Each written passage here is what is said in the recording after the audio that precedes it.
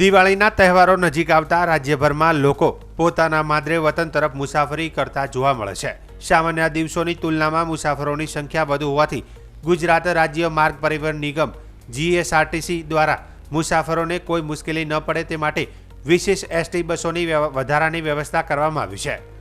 બનાસકાંઠા જિલ્લાના Ambaji ST bus depot ખાસ કરીને તહેવારના દિવસોમાં મુસાફરોને ભીડને ધ્યાનમાં રાખીને 30 જેટલી વધારાની એક્સ્ટ્રા બસો ચાલુ રાખવામાં આવી છે।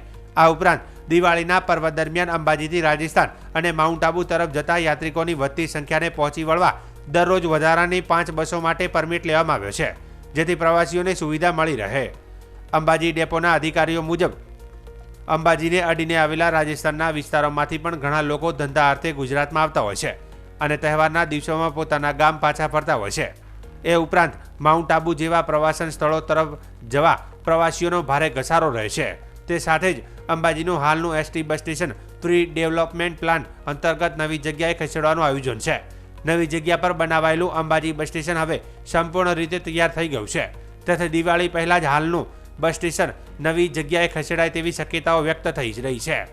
અધિકારીઓએ જણાવ્યું કે મુસાફરોની સુવિધાને ધ્યાનમાં રાખી તમામ જરૂરી વ્યવસ્થાઓ પૂરતી તૈયારી સાથે કરવામાં આવી રહી છે, જેથી દિવાળીના પર્વ દરમિયાન યાત્રિકોને કોઈ અસુવિધા ન થાય। અંબાજીથી માઉન્ટ આબુની સ્પેશિયલ 5 મિની બસોનું આયોજન કરેલ છે। તે જ રીતે અમદાવાદ અને વડોદરા તરફથી પણ એક્સ્ટ્રા બસોનું આયોજન કરેલ છે।